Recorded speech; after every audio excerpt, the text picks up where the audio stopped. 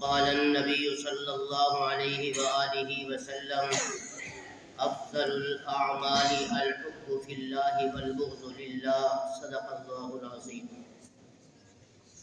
میرے عزیز طلباء کرام، دنیا میں اللہ تبارک و تعالی نے اپنے عظیم بندوں کو بھیج کر ایک اعلان سنایا، لیکن یہ بات یاد رکھنے کہ دنیا میں ہمارے آنے سے پہلے یہ حدیث موجود تھی۔ اللہ رب العزت نے ہم سب کو یہ بتا دیا کہ ایک زمانہ ایسا بھی تھا کہ وَقَانَ عَرْشُهُ عَلَى الْمَاءِ، اللہ رب العزت جو اپنی ذات اور صفات میں اکیلا بادشاہ ہے، وہ اکیلا اپنی ذات کے ساتھ اس کائنات میں موجود تھا۔ وَقَانَ عَرْشُهُ عَلَى الْمَاءِ، اور اس کے ساتھ اس کا عرش جو ہے وہ پانی پر موجود تھا۔ بات سمجھ میں آپ کو آ رہی ہے کہ نہیں آ رہی؟ آپ ادھر ادھر مت دیکھیں، میں اکثر طلباء کو دیکھ رہا ہوں کہ وہ آپس میں باتیں کر رہے ہیں۔ وَقَانَ عَرْشُهُ عَلَى الْمَاءِ، اور اس کا عرش پانی پر تھا۔ پھر جب اللہ رب العزت نے اس کائنات کو بنایا، کائنات کو بنانے کے بعد اس کائنات کو سجایا، اور کائنات بھی ایسے بنائی کہ سائنسدان حضرات کا قول ہے کہ اللہ رب العزت نے اتنی بڑی محیط کائنات کو بنایا ہے، اور اس کا وہ اکیلا نظام چلا رہا ہے کہ جتنا بھی دور سے دور ترین سیارہ سائنسدانوں نے دیکھا ہے، اس کی روشنی ستارے کی اور سورج کی انہوں نے کہا کہ آسمان سے زمین تک پہنچنے پہ 14 ارب سال لگتے ہیں۔ کتنے ارب سال؟ 14 ارب سال لگتے ہیں۔ اور پھر ایک جو ہے وہ سورج کی روشنی کا ایک ذرہ 1 سیکنڈ میں 1,46,000 میل، بلکہ بعض فرماتے ہیں 86,000 میل جو ہے وہ روشنی سفر طے کرتی ہے اور تب جا کر زمین پر پہنچتی ہے۔ تو اتنی بڑی روشنی جو مسلسل ہمارے چہروں پر پڑ رہی ہے، وہ کائنات اس سورج کو کیسے چلا رہا ہے؟ تاریخ ہمیں بتا رہی ہے کہ وہ اللہ ہے کہ جس نے اس کائنات کو بنایا، بنانے کے بعد ہم اس کو اس دنیا میں بھیجا، اور بھیجنے کے ساتھ یہ اعلان سنا دیا کہ یا ابن آدم، اے آدم کی اولاد، ان اللہ اشتری من المؤمنین انفسهم واموالهم بان لهم الجنہ، کہ میں نے قیامت تک تمہیں اپنی عبادت اور جناب رسول اللہ صلی اللہ علیہ وسلم کی سیرت پر عمل کرنے کے لیے، اطاعت رسول کے لیے منتخب کر لیا ہے۔ پھر اس کے بعد جب دوسرا مرحلہ ہمارے وجود کا آیا، تخلیق کا آیا، تو اللہ رب العزت نے اس کائنات کو مخاطب کر کے فرمایا کہ یا ابن آدم، اے آدم کی اولاد، هل أتى على الإنسان حين من الدهر لم يكن شيئا مذكورا، اے انسان وہ وقت یاد کر، کیا تمہیں وہ وقت یاد نہیں؟ دو طرح کا ارشاد فرمایا کہ کیا تمہیں وہ وقت یاد نہیں کہ جب تو اس دنیا میں نہیں تھا تو تجھے اس ذات نے عدم سے وجود بخشا، تو اپنی اوقات دیکھ، تو اپنی حیثیت کو دیکھ، تو اس دنیا میں نہیں آیا، تو اپنی ماں کے پیٹ میں تھا، تو کتنے مراحل سے میں نے تمہاری ماں کے پیٹ سے گزار کر تمہیں باہر نکالا۔ پھر جب تو اپنی ماں کے پیٹ میں تھا تو میں نے تمہیں وہاں بھی رزق دیا، تمہیں معلوم نہیں ہے۔ پھر جب تو اپنی ماں کے پیٹ سے 6 یا 7 مراحل سے گزر کر باہر آیا، تمہیں وہ علم نہیں ہے، رزق میں نے اس کے بعد بھی دیا۔ پھر تم تھوڑا سا بڑا ہوا، پھر بھی میں نے تمہیں رزق دیا۔ پھر جوان ہوا، پھر بھی میں نے تمہیں رزق دیا۔ اور پھر اس کے بعد 7 اور 8 فٹ کا نوجوان ہو کر تو آج میرے سامنے میری ربوبیت کا انکار کر رہا ہے، میری وحدانیت کا انکار کر رہا ہے، میری قدرت کا انکار کر رہا ہے، میری طاقت کو للکار رہا ہے۔ آپ کو پتہ نہیں ہے کہ آپ تاریخ اٹھا کر دیکھیں، دنیا کے بڑے بڑے ظالم حکمرانوں کی ایک تفصیل ہے، کتابوں میں موجود ہے، لیکن ان تمام سے تمام ظالم حکمرانوں میں سے ایک حکمران واسط باللہ گزرا ہے۔ آپ کو تو پتہ نہیں ہے، اس نے ایک محل اپنے زمانے میں بنایا، اتنا مضبوط محل بنایا کہ اس نے تکبر کے انداز میں یہ کہا کہ نعوذ باللہ یہ تو میں کہہ رہا ہوں معاذ اللہ، اس نے تو یہ لفظ نہیں کہا تھا، اس نے کہا کہ میں نے اتنا مضبوط محل بنایا ہے کہ اسے خدا کی طاقت بھی اس کو ختم نہیں کر سکتی۔ اب یاد رکھیں یہ اللہ کا نظام ہے، فَلَن تَجِدَ لِسُنَّتِ اللَّهِ تَحْوِيلًا فَلَن تَجِدَ لِسُنَّتِ اللَّهِ تَبْدِيلًا۔ اللہ کا نظام ہے کہ وہ اس نظام کو کوئی تبدیل نہیں کر سکتا، اور جو کوئی فیصلہ کرے تو اس فیصلے کو لا رَادَّ لِمَا قَضَيْتَ لَهُ کوئی تبدیل نہیں کر سکتا۔ یہ اللہ کا قانون ہے۔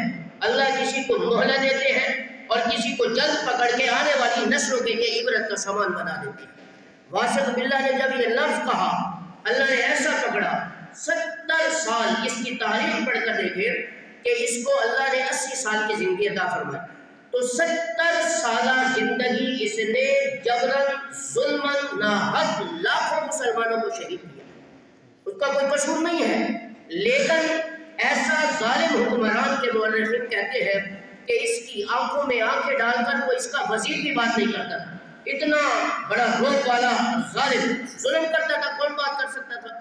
لیکن ایک وزیر نے کہا کہ اس نے جو محل بنایا ہے ہمارے سامنے اتنی بڑی اس نے بات کہی ہے، اور اس نے آپ کو پتہ ہے کہ اس نے محل کے اندر چاروں طرف 70,000 سونے اور چاندی کے پردے لگائے ہوئے تھے، اتنا خوبصورت محل بنایا، پھر اس نے یہ بات کہہ دی۔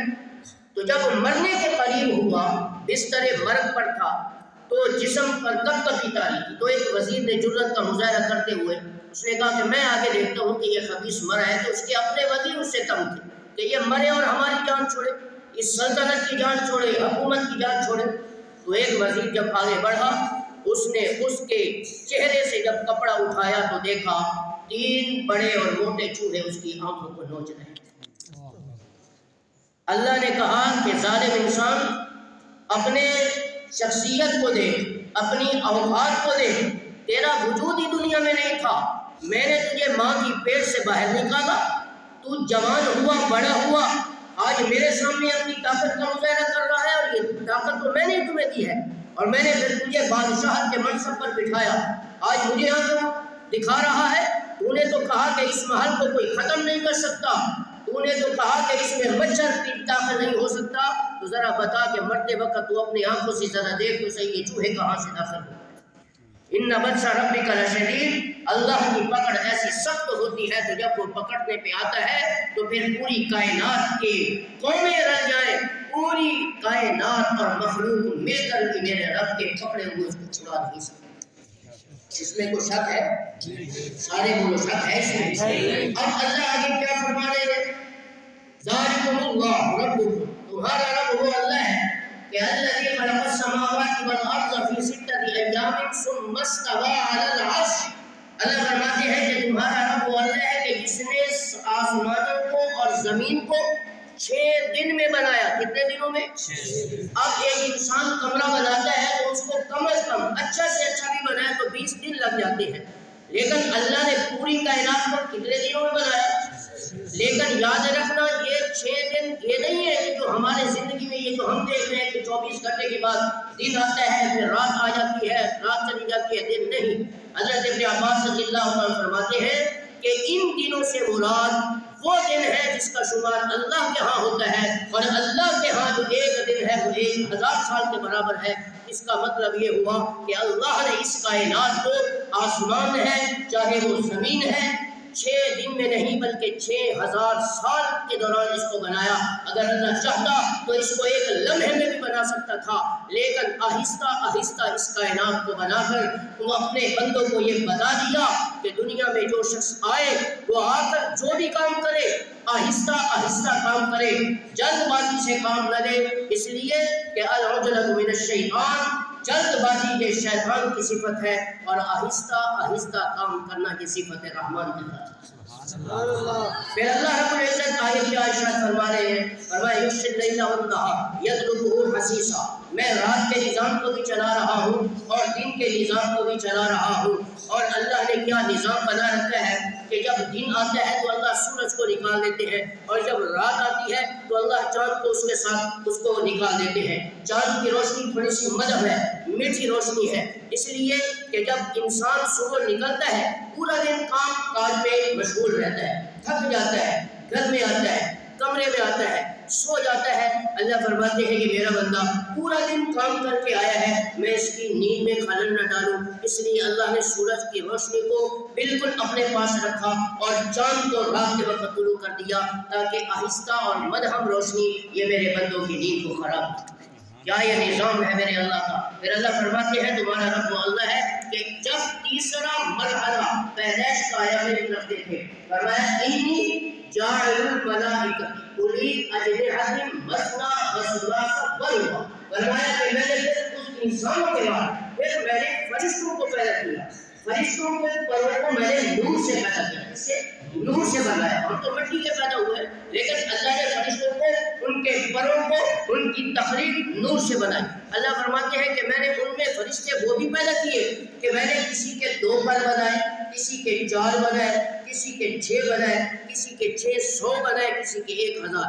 اور اس کی دلیل یہ بھی بنتی ہے کہ معراج کے موقع پر جناب رسول اللہ صلی اللہ علیہ وسلم، اللہ کے نبی کا نام ہے تو کیا کہتے ہیں؟ اللہ کے حبیب صلی اللہ علیہ وسلم معراج کے موقع پر گئے، فرماتے ہیں میں نے خود اپنی نگاہوں سے میں نے اصلی شکل میں، اب یاد رکھو 1,44,000 پیغمبروں میں سے اگر جبرائیل امین کو اصلی حالت میں دیکھنے کا اعزاز اور مقام ملا ہے تو ہمارے نبی کو، اور کسی نبی کو نہیں ملا۔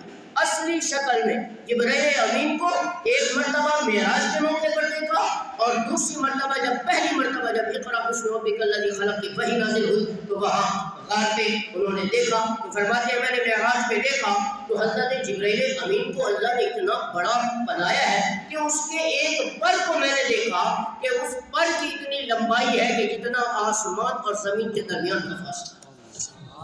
حیرانگی تو ہوتی ہے، اتنا بڑا فرشتہ کہ جس کے ایک پر کی لمبائی اتنی ہے کہ جتنا آسمان اور زمین کے درمیان فاصلہ ہے، اور اللہ نے اس کو 600 پر عطا کیے اور اس کے دونوں رونٹوں کے درمیان اتنا فاصلہ ہے کہ جتنا کہ آسمان اور زمین کے درمیان فاصلہ۔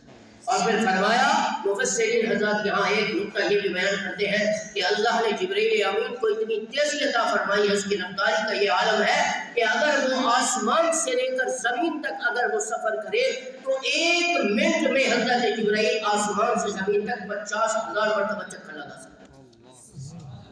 اندازہ یہ کون ہے کہ جو اتنی بڑی مخلوق بنا کر اس کو چلا بھی رہا ہے؟ پھر اللہ تبارک و تعالیٰ فرما رہے ہیں اس کے بعد جب 4تھا مرحلہ آیا تو فرمایا انی جاعل فی الارض خلیفہ، پھر فرمایا کہ میں اس زمین میں اپنا ایک نائب بھیجنے والا ہوں، اور وہ نائب بھی ایسا ہے کہ اگر وہ نہ آئے تو یہ کائنات بھی نہ، وہ نہ آتا تو یہ آسمان بھی نہ ہوتے، یہ زمین بھی نہ ہوتی، یہ سورج اور چاند ستارے بھی نہ ہوتے۔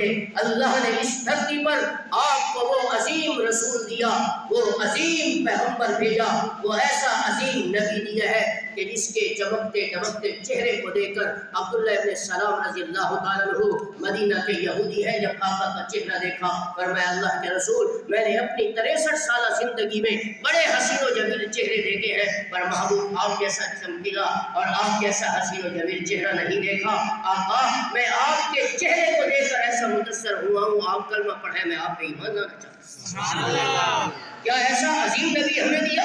فرمایا انی جاعل فی الارض خلیفہ، میں زمین میں اپنا نائب بھیجنے والا ہوں۔ پھر اس کے بعد فرمایا انا خلقنا الانسان من نطفۃ امشاج فجعلناہ، اللہ تعالیٰ فرماتا ہے کہ میں نے انسان کو پیدا کیا مرد اور عورت کا، آپس میں جوڑ کر ایک پیدائش کا سلسلہ قائم کیا ہے۔ پھر اللہ فرماتے ہیں کہ میں نے مرد اور عورت کا انتخاب کیا۔ آپ کہیں کہ میں اپنی مرضی سے آیا ہوں، ہم نہیں کہہ سکتے۔ مرد دنیا میں مرد بن کر آیا، وہ اللہ کی مرضی سے بنا۔ عورت اپنی مرضی سے عورت نہیں بنی بلکہ یہ اللہ کی مرضی سے عورت بنی ہے۔ میں اس دنیا میں آیا ہوں، اپنی مرضی سے نہیں آیا، یہ میرے رب کا انتخاب ہے۔ پھر اگر میں کسی قبیلے سے بھی تعلق رکھتا ہوں، میں یہ نہیں سمجھتا کہ یہ میرا اپنا بنایا ہوا قبیلہ ہے۔ اللہ قرآن میں فرما رہے ہیں وَجَعَلْنَاكُمْ شُعُوبًا وَقَبَائِلَ، یہ قبیلے بھی میں نے تمہارے بنائے ہیں۔ پھر فرمایا هُوَ الَّذِي يُصَوِّرُكُمْ فِي الْأَرْحَامِ كَيْفَ يَشَاءُ، تمہاری شکلیں بھی میں نے بنائی ہے۔ کسی کو رنگ کا جو ہے وہ سفید دے دیا، کوئی رنگ کا کالا ہے، کوئی گورا ہے، کوئی چھوٹا ہے، کوئی بڑا ہے، کوئی مٹیالے رنگ کا ہے۔ اللہ فرماتے ہیں یہ سارے کی ساری کائنات میں نے چلائی، میں نے بنائی ہے، اور اس نظام کو میں چلا رہا ہوں۔ نہ ہم اپنی مرضی سے آئے، نہ مرد اپنی مرضی سے مرد بنا، نہ عورت اپنی مرضی سے عورت بنی ہے۔ یہ ساری آیات قرآن میں اللہ جگہ جگہ ارشاد کرنے کے بعد مجھے اور آپ کو، پوری کائنات میں بسنے والوں کو اللہ بڑے میٹھے انداز میں کہہ رہے ہیں یا ابن آدم این تذهبون، اپنے اس بڑے رب کو چھوڑ کر تو کہاں جا رہا ہے؟ اتنے بڑے خالق اور مالک کو تو چھوڑ کر کہاں جا رہا ہے؟ ایسا میں نے نبی دیا، اس نبی کی مانو، اس نبی کی سیرت پہ عمل کرو جو خود اتنی بڑی حدیث ہزاروں صحابہ کو مجمع ممبر رسول پہ جناب آقا نامدار تشریف فرمائے، میں حدیث پڑھ رہا ہوں توجہ کے ساتھ سننا، رسول اللہ صلی اللہ علیہ وسلم تشریف فرمائے اور ہزاروں صحابہ کرام موجود، اور ان میں جلیل وقت صحابہ بھی موجود، حضرت فاروق اعظم بیٹھے ہیں، ابو بکر صدیق بیٹھے ہیں، علی المرتضیٰ، عثمان غنی، سلمان فارسی، یہ سارے صحابہ۔ فرمایا کہ اے میرے صحابہ آپ کو پتہ ہے کہ آپ کتنے خوش نصیب ہیں، دنیا میں تو میں آپ کے لیے جو ہے وہ بڑا کچھ تیار کر کے جا رہا ہوں، لیکن قیامت کے دن فرمایا کہ لواء الحمد بیدی یوم القیامہ کل الناس تحت لواء یوم القیامہ اعداہ ومن سواہ مفاتیح الجنت بیدی یوم القیامہ انا اول من یحرک باب الجنت فاقرعها فیفتح لی فادخلها وان الجنت حرمت علی الانبیاء حتی ادخلها وانها لمحرمت علی الامم حتی تدخلها امتی۔ اتنی بڑی حدیث جو ہے رسول اللہ صلی اللہ علیہ وسلم نے بیان کی، صحابہ کرام کے سامنے بیان کی، اور فرمایا کہ جنت کی چابی بھائی بیٹھ جاؤ اور خلل مت ڈالو، جنت کی چابی میرے ہاتھ میں ہوگی، جنت کا جھنڈا میرے ہاتھ میں ہوگا، سب سے پہلے میں قبر سے اٹھوں گا، میدان حشر میں جمع ہوگا، اور پھر میں دروازہ کھٹکھٹاؤں گا جنت کا، اندر سے آواز آئے گی کون؟ میں جواب دوں گا انا محمد رسول اللہ صلی اللہ علیہ وسلم، اور وہ دروازہ کھول دیا جائے گا اور سب سے پہلے میں جنت میں داخل ہوں گا۔ اور فرمایا میرے ساتھ کون جائے گا؟ فرمایا ہزاروں کلومیٹر سے سفر کرتے ہوئے یہ مکے کا کالا بلال جس نے حبشہ سے چل کر میرا چہرہ دیکھا، یہ سب سے پہلے میرا ہاتھ پکڑ کے جنت میں داخل ہوا۔ اتنی بڑی عظمت، اتنی بڑی فضیلت سارے صحابہ میں بلال کو مل رہی ہے تو یہ مجھے اور آپ کو کیوں نہیں مل سکتی؟ اس لیے کہ آج ہمارے قرآن کے مطابق زندگی نہیں گزر رہی، آج ہماری جناب رسول اللہ صلی اللہ علیہ وسلم کی سیرت کے مطابق عمل نہیں۔ ہم نے کلمہ تو پڑھ لیا ہے، ہم نے رسول اللہ صلی اللہ علیہ وسلم کی تعلیمات کو تو حاصل کر رہے ہیں، لیکن صحابہ جیسی زندگی ہماری زندگی میں نہیں۔ ہم اپنی مرضی سے زندگی گزار رہے ہیں، اللہ کی مرضی سے جس نے زندگی گزاری، آپ ان کی کتابوں میں تاریخ پڑھ کر دیکھیں، آپ ان کے حالات پڑھ کر دیکھیں، چاہے وہ سلمان فارسی ہے، چاہے وہ ابو ہریرہ ہے، چاہے وہ جناب اور دیگر صحابہ ہیں، اور آپ کو پتہ ہے کہ اللہ نے اپنے نبی کو کیا عظمت عطا فرمائی ہے، اور آقا نامدار پہ ایمان لانے والوں کو جو اللہ نے فضیلت عطا فرمائی ہے، کتنے دن وہ بھوکے رہے، کتنے دن وہ پیاسے رہے، لیکن ان کی پیاس، ان کی بھوک ہزاروں دن گزر گئے، لیکن انہوں نے جو ہے وہ نبی پاسم کے کلمے سے پیچھے نہیں ہٹے، اس دین سے پیچھے نہیں ہٹے۔ آپ کو پتہ نہیں ہے کہ حضرت ربیع ابن عامر رضی اللہ عنہ جلیل کا صحابی ہے، رستم کے دربار میں ان کو بلایا گیا، انہیں ڈرایا گیا کہ اے رستم کے سامنے کھڑے ہونے والے صحابی، تم رسول اللہ صلی اللہ علیہ وسلم کا کلمہ چھوڑ دو، تم ایمان سے پیچھے ہٹ جاؤ، قرآن کو چھوڑ دو، ورنہ تمہیں پھانسی کے پھندے پہ لٹکا دیا جائے گا۔ وہاں اس صحابی کی عظمت کا کون مقابلہ کر سکتا ہے؟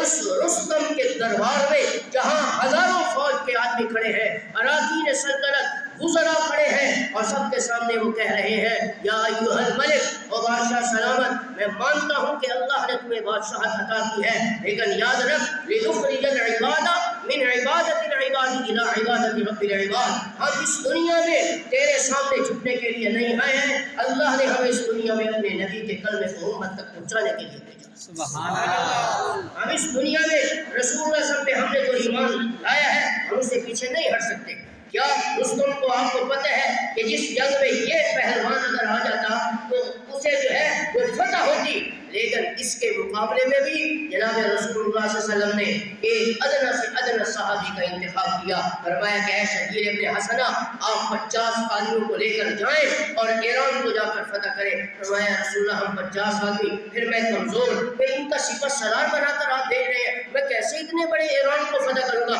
فرمایا کوئی بات نہیں، جاؤ میں تمہیں خوشخبری دیتا ہوں۔ آپ نے رسول اللہ صلی اللہ علیہ وسلم کا چہرہ دیکھا، آپ نے رسول اللہ صلی اللہ علیہ وسلم کے کلمہ کو پڑھا اور اس کے مطابق زندگی گزار رہے ہیں، آپ کو اللہ فتح عطا فرمائے گا۔ یہ جا رہے ہیں پورے اتنے بڑے ہزاروں کلومیٹر کے اس زمین پر پھیلا ہوا یہ ایران، اور اس کا بادشاہ یزدجر اور یزدجر کا سپہ سالار رستم، اور اس کے مقابلے میں یہ جا رہے ہیں۔ اور جب ایران میں داخل ہوئے تو جب بادشاہ کو پتہ چلا، اس نے حقارت بھری نگاہوں سے دیکھ کر کہا کہ اے شکیل یہاں کیا کرنے کے لیے آئے ہو؟ چھوٹی چھوٹی تلواریں لے کر ایران میں آئے ہو اور پھر رستم کا جو ہے وہ مقابلہ کرو گے؟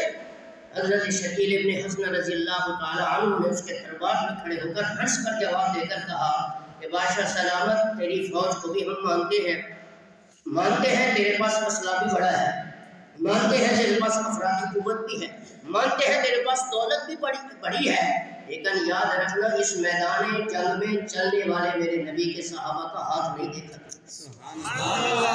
جب یہ میدان جنگ میں آتے ہیں تو یہ اپنی افرادی قوت سے نہیں لڑتے، یہ اپنی اسلحہ کی طاقت سے نہیں لڑتے، جب لڑتے ہیں تو ایمان کی طاقت سے لڑتے ہیں۔ 50 آدمیوں کے ساتھ مل کر اس ادنا سے ادنا صحابی نے پورے ایران کو فتح کیا۔ یہ دین کی برکات ہے، یہ قرآن کا کمال ہے، یہ میرے نبی پاک صلی اللہ علیہ وسلم کی سنت پہ عمل کرنے کا کمال ہے۔ آج ہم نے رومال کو سر پر باندھ لیے، ہم نے پگڑیاں تو پہن لی ہیں، ہم نے ٹوپیاں تو پہن لی ہیں، لیکن زندگی کو دیکھو کہ کیسے گزار رہے ہیں۔ نہیں میرے بھائیوں، میرے سے آپ 1 گھنٹہ بیان کروا لیں، 2 گھنٹے کروا لو، لیکن نچوڑ اور خلاصہ وہی ہے کہ عمل کتنا ہے۔ میں عمل کروں گا، آپ کتنا عمل کر رہے ہیں؟ جب تک ہم ان باتوں کو سن کر سمجھ کر اس پہ عمل نہیں کریں گے تو یہ 2 گھنٹے کی تقریر فضول ہے، یہ 1 گھنٹے کا بیان فضول ہے، اللہ کے گھر میں بیٹھنا یہ فضول ہے۔ لیکن جب تک ہم ان باتوں پہ عمل کریں گے ہمارا یہ جہان بھی اللہ آباد کر لیں گے اور آخرت والا جہان بھی آباد کر لیں گے۔ آپ مبارک لوگ ہیں، آپ کو یہ باتیں کہنے کی ضرورت نہیں پڑتی، لیکن یہ 1450 سال پہلے کے الفاظ ہیں، یہ آپ کی ذمہ داری بھی ہے، ہماری ذمہ داری بھی ہے کہ اس مقصد کے لیے آپ اپنے گھروں کو چھوڑ کر آئے ہیں، اس دین کو حاصل کریں اور لوگوں تک نبی پاک کا کلمہ پہنچائیں، دین کی دستک دیں لوگوں کے دروازوں پر۔ خدا کی قسم اٹھا رہا ہوں، اتنا سفر آپ نہیں کرتے جتنا کہ میں کرتا ہوں، مجھے ایسے لوگوں کے ساتھ واسطہ پڑتا ہے جو بوڑھے ہو چکے ہیں لیکن کلمہ پڑھنا نہیں۔ تو کس نے ان کو سکھانا ہے؟ یہ ایسے مر جائیں گے کیونکہ اس میں ان کو سزا ملے گی، سزا تو ہمیں ملنی ہے۔ وہ نہیں کہیں گے قیامت کے دن کہ یا اللہ یہ 10 ایکڑ کی سرزمین میں اتنا بڑا مدرسہ بنا ہوا تھا، یہ اہل نذیر بن رہے تھے اور انہوں نے ہمارے گھر میں آ کر ہمیں کلمہ ہی نہیں سکھایا، تو کیا ہم جواب دیں؟ یہ تو وہ لوگ ہیں جنہوں نے ہمارا گریبان پکڑنا ہے۔ جب اللہ کا رسول قیامت کے دن جب ساری انسانیت کھڑی ہوگی تو اللہ کے نبی ہماری شکایت نہیں کریں گے، لگائیں گے، فرمائیں گے اے اللہ یا رب ان قوم اتخذوا هذا القرآن مہجورا، یہی وہ میری قوم تھی کہ جس کو تم نے نبی عطا فرمایا، انہوں نے نبی پہ اترنے والے قرآن کو اپنی 80 سالہ زندگی میں بھی ہاتھ نہیں لگایا۔ تو کیا ہم جواب دیں گے اپنے رب؟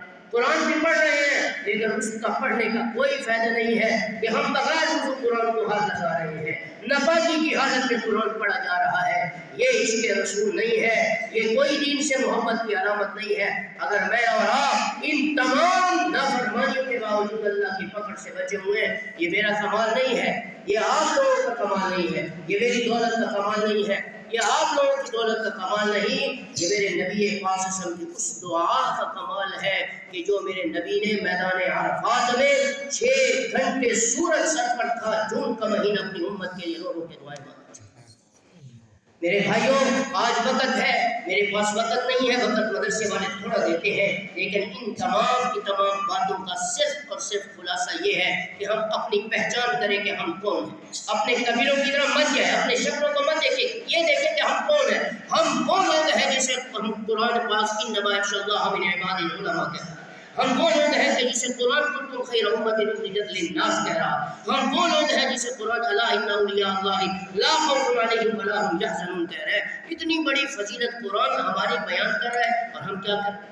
میرے بھائیوں آج وقت ہے اس دنیا میں اس کلمے کو امت تک پہنچانے کا، کوئی دھوکہ یہاں نہیں چلے گا، کوئی منافقت نہیں ہونی چاہیے، کوئی حسد، کوئی بغض نہیں ہونا چاہیے سینے میں، اور ایسے اخلاق اپنے اندر۔ اب کتنے طالب علم ہیں جن کے سینے میں قرآن ہوتا ہے اور علماء بن رہے ہیں، لوگوں کو بڑی بڑی عجیب و غریب گالیاں نکال رہے ہوتے ہیں، کیا یہ کن کو خیر عمر للناس کے حقدار ہے؟ کیا یہ لا الہ الا اللہ لا خوف علیہم ولا هم يحزنون کے حقدار ہے؟ میرے بھائیوں، اپنی پہچان کرو کہ آپ کتنے عظیم لوگ ہیں۔ اللہ نے آپ کو بہت بڑا مقام عطا فرمایا ہے، آپ کے پاؤں کے نیچے رحمت کے فرشتے پر بچھا رہے ہیں۔ اپنے اخلاق اپنے اندر پیدا کرو، اور رسول اللہ صلی اللہ علیہ وسلم نے بھی آپ کو تبلیغ دی ہے، آپ کو سبق بھی دیا اخلاق کا۔ فرمایا فاعف عن من ظلمک، جو تم پہ ظلم کرتا ہے اسے معاف کر۔ آج کوئی ایک گالی نکالتا ہے اسم فائل کی گردان پر دے، پوری کی پورے 12 گالی ایک آدمی کو دے۔ یہ ہنسنے کی بات نہیں ہے، کیا یہ اخلاق ہے؟ فرمایا سل من قطعک، جو تم سے تعلق توڑتا ہے تم سے جوڑو۔ ایسے ایسے طالب علم ہم دیکھتے ہیں کہ 2 مہینے کسی سے نہیں بولتے، یہ اخلاق ہے؟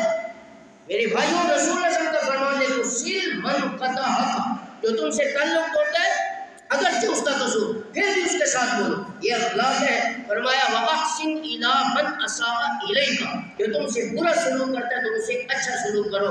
وَإِعْطِ مَنْ حَرَمَكَ، جو تمہارا مال چھینتا ہے تم اسے اور اپنی طرف سے دو۔ فرمایا جس نے میرے یہ اخلاق اپنی دنیا کی زندگی میں اپنا لیے، وہ مرنے کے بعد سیدھا بغیر حساب کتاب کے جنت الفردوس میں پہنچ کر اپنے رب کا دیدار کرے۔ آپ خوش نصیب ہیں، آپ کی فضیلت میں اور نہیں بیان کر سکتا، بس اپنی پہچان کرو کہ ہمیں کس مقصد کے لیے اللہ نے ہمیں بھیجا۔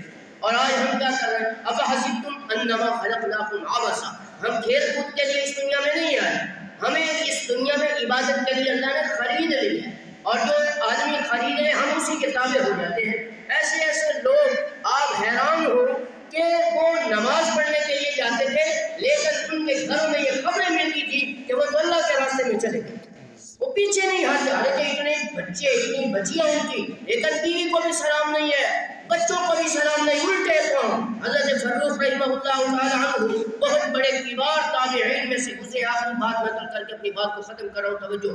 مسجد نبی میں نماز پڑھنے کے لیے گئے، فجر کی نماز سے فارغ ہوئے، ایک امام صاحب کھڑے ہوئے، انہوں نے کہا کہ بھائی ایک آدمی چاہیے جو اللہ کے راستے میں رسول اللہ صلی اللہ علیہ وسلم کا کلمہ پہنچانے کے لیے کہاں جائے؟ ترکمانستان۔ یہ ترکمانستان کہاں ہے؟ روس کی ریاست میں، اور روس کی ریاست میں سے ایک ریاست ہے یہاں سے ہزاروں کلومیٹر کا سفر، اور عرب سے اگر لیا جائے تو وہاں بھی ہزاروں کلومیٹر کا سفر بنتا ہے۔ یہ کھڑے ہوئے، میرا نام ہے، ابھی شادی بالکل قریب ہوئی ہے۔ مفسرین فرماتے ہیں، مورخین بھی لکھتے ہیں، مؤدبین حضرات تاریخ بتانے والے کہتے ہیں کہ ابھی جوان لڑکے تھے، تقریباً 16-17 سال کی عمر، ابھی شادی ہوئی، اس وقت جلدی شادی ہو جایا کرتی تھی۔ تو یہ کھڑے ہوئے اور میں کہ میرا نام لکھوایا، اور سیدھا اپنی بیوی کو کہا کہ بھائی آج کے بعد تم جانو اور تمہارا کام جانے، میں رسول اللہ صلی اللہ علیہ وسلم کے کلمے کو پہنچانے کے لیے وہاں جاؤں۔ سبحان اللہ۔ کتنے لوگ بیٹھے ہیں اور 3 آدمی سبحان اللہ کہتے ہیں۔ میری آدھے گھنٹے کی تقریر کا نتیجہ یہ ہے کہ ہماری زبان سے اللہ کا نام ہی نہیں نکلتا۔ سبحان اللہ۔ میں تو چاہتا ہوں کہ آپ کی زبان میں اللہ کا نام نکلے تو یہی قیامت کے دن ہمارے لیے نجات کا ذریعہ بن جائے۔ زبانیں کیوں نہیں چل رہی؟ جھوٹ تو بولتے ہیں کہ اللہ کا نام کیسے اس زبان سے آئے؟ ہم اس زبان سے کوئی اچھا لفظ بولیں گے تو اللہ کا نام آئے گا نا، پاکیزہ زبان سے اللہ کا نام لیا جائے۔ ایسے نہیں ہوتے کہ کسی کی بد زبان ہو اور وہ جھوٹ بولتا رہے، ہر قسم کی لاجواب باتیں کرتا رہے، اس کی زبان سے اللہ کا نام ہے، یہ خیالت تو مہارت سے۔ تو فرمایا کہ میں جا رہا ہوں، سامان اٹھایا اور گھر سے نکل رہے ہیں، اور ان کی بیوی گھر سے نکلی اور جو دیکھ رہی ہے کہ یہ پتہ نہیں کب لوٹیں گے، 1 سال 2 سال 3 سال 4 سال، کچھ پتہ نہیں۔ آپ کو پتہ ہے شرعی مسئلہ ہے کہ جب مرد 4 سال سے زیادہ عرصہ اگر گزارے اور گھر واپس رہے تو بیوی کو اجازت ہوتی ہے کہ وہ دوسری شادی کر لے۔ تو 5 سال 6 سال اب دیکھو بیوی پیچھے ان کی حاملہ بھی ہوئی، لیکن ان کی موجودگی میں بچہ پیدا نہیں ہوا، یہ چلے گا اللہ کے راستے میں اس حالت میں چھوڑ کر۔ تو 7-8 سال بیوی حیران ہے کہ پتہ نہیں حضرت فروخ تابعی رحمۃ یہ تابعی تھے، یہ بات تابعین میں سے کہ کہاں چلے گئے، نام تک نہیں، کتنے سورج نکلے، کتنے چاند نکلے، ستارے، صبح سیارے، کتنے دن، ہفتے، سال، مہینے، لیکن ان کا پتہ ہی نہیں چل رہا۔ 40 سال کا عرصہ گزرنے کے بعد، کتنا؟ 40 سال نام لے گا سر۔ اب 16 سال کی عمر میں جائیے، جوانی کی حالت میں جا رہے اللہ کے راستے میں، اور واپسی ذوق کی حالت میں، سفید داڑھی ہے اور بلکہ نیچے گری ہوئی ہے، کچھ نظر بھی نہیں آ رہا، ہاتھ پہ لاٹھی ہے، جوانی کی حالت میں گئے اور واپسی پورے ہونے کی حالت میں آ رہے ہیں، اور آتے ہوئے سوچ بھی رہے ہیں کہ پتہ نہیں میری نسلیں بھی زندہ ہوگی یا نہیں۔ نبی کے کلمے کو پہنچانے کے لیے آج ہم گھر سے آتے ہیں، جمعرات کو جاتے ہیں، اتوار کو آتے ہیں، جمعرات کو پھر جا رہے ہوتے ہیں، یہ دین کی شان ہے۔ یہ ماں بھی جلدی یاد آتے ہیں، یہ ہنسنے کی بات نہیں ہے، یہ نظام ایسے نہیں چل رہا میرے بھائیوں، یہ مسجدیں ایسی آباد نہیں ہے، یہ ان لوگوں کی قربانیوں کا کمال ہے جس کی وجہ سے آپ لوگ یہاں موجود ہیں۔ 1 سال 2 سال 10 سال 40 سال کے عرصہ گزرنے کے بعد رات کا وقت ہے، مدینہ المنورہ کا شہر ہے، گھر، اب وہ گھوڑے پر سوار ہیں اور سوچ بھی رہے ہیں کہ پتہ نہیں میرا گھر بھی ہوگا یا نہیں، پتہ نہیں کہاں گھر ہے یہ۔ اب ظاہر بات ہے جو آدمی 40 سال کے بعد اسے کیا پتہ کہ میرا گھر کس گلی میں ہے، تو بیچارے رات کے وقت آئے، ایسے ہی دروازہ کھلا ہوا اندر داخل ہو گئے، تو اب وہ جیسے ہی داخل ہوئے ان کو نہیں پتا کہ میں اپنے گھر میں داخل، حالانکہ وہ اپنے گھر میں داخل ہوئے، لیکن وہ یہ سوچ رہے ہیں کہ میں کسی کے گھر میں داخل ہو گیا ہوں، ڈر بھی رہے ہیں کہ کوئی پکڑ کے مجھے مارے بھی نہ۔ تو اب اس برآمدے میں اس گھر کے اندر حضرت فاروق کا جو ان کے جانے کے بعد پیدا ہوا، پڑھا، عالم بنا، اللہ نے ان کی عدم موجودگی میں ان کے بیٹے حضرت فاروق کے حضرت حماد کو وہ عظمت عطا فرمائی کہ باپ تو روس کی ریاستوں میں نبی کا کلمہ پہنچا رہا ہے اور بیٹا ان کی عدم موجودگی میں دین کو حاصل کرنے کے بعد امام اعظم ابو حنیفہ کا استاد بن رہا۔ سبحان اللہ۔ امام اعظم ابو حنیفہ کا استاد بن رہا ہے، اتنا بڑے عظیم شخصیت کا استاد بننا یہ بھی بڑی فضیلت، اور جناب وہ استاد بنا اور یہ گھر میں داخل ہوئے، بیٹا برآمدے میں سویا ہوا، وہ حیران ہوا کہ آواز کس چیز کی ہے، آنکھیں کھلی تو ایک اندر آدمی داخل ہوا۔ اب بیٹے نے باپ کو دیکھا اور باپ بیٹے کو دیکھ رہا ہے، بڑی مزے کی بات تو یہ ہے نہ بیٹے کو پتہ چلا ہے کہ یہ میرا باپ ہے، نہ باپ کو پتہ چلا ہے کہ میرا بیٹا ہے، بیٹے نے یوں گریبان پکڑا۔ اس نے تو سمجھا کہ رات کے وقت کون اندر داخل ہو گیا، ابھی اپنے باپ کا گریبان پکڑ کے ایک کو لگا رہا ہے، لیکن وہ کہہ رہا ہے کہ بھائی میں بوڑھا ہوں، مجھے چھوڑ تو دو، اللہ کے واسطے چھوڑ دو، یا اس منظر کو آسمان میں دیکھ کر آسمان کے فرشتے نہیں بنوں کہ کیا اتنا بڑا سفید داڑھی والا انسان جو رسول اللہ صلی اللہ علیہ وسلم کا کلمہ پہنچانے کے لیے 40 سال وہاں روس کی ریاست پہ گزار کر واپس آ رہا ہے اور نبی پاک صلی اللہ علیہ وسلم کا عظیم شہر ہے، گھر میں داخل آ رہا ہے، کبھی اس کے سر کے بالوں کو پکڑ رہے ہیں، کبھی اس کی داڑھی کو پکڑ کر انہیں جھنجھوڑا جا رہا ہے، اور اس نے کہا کون ہو؟ اس نے کہا بھائی چھوڑو تو صحیح، میں تمہیں بتاتا ہوں۔ جب اس گھر کی چھت پر حضرت فاروق کی بیوی سوئی ہوئی تھی، جب اس نے یہ ان کے لڑنے کی آواز سنی تو دیکھا تو فوراً چیخی اور چلائی اور کہا حضرت حماد یہ کیا کر رہے ہو؟ اس نے کہا میں یہ کیا؟ فرمایا تجھے پتہ نہیں کس کا گریبان پکڑا، یہ کون ہے؟ فرمایا کون ہے؟ فرمایا یہی تو وہ تیرا باپ ہے جو 40 سال پہلے جوانی کی حالت میں اللہ کے راستے میں نکلا تھا، آج اس کا گریبان پکڑا۔ میرے بھائیوں یہ دین ایسے نہیں پھیلا آج تک، یہ کلمہ رسول اللہ صلی اللہ علیہ وسلم ایسے نہیں امت تک پہنچا، اپنی جوانی انہوں نے اللہ کے راستے میں خرچ کی ہے۔ پھر وہ جناب وہاں بیٹا ان کے قدموں میں لپٹ کر رونے لگ گیا، فرمایا ابا جان میں ہاتھ جوڑ کر کہتا ہوں کہ مجھے معاف کر دو، مجھے نہیں پتہ چلا کہ آپ کون ہیں، کیونکہ ان کے جانے کے بعد وہ پیدا ہو رہے ہیں۔ میرے بھائیوں باپ نے بھی معاف کیا، بیٹے کو معافی مل گئی، فجر کی نماز وہاں مسجد نبی میں جا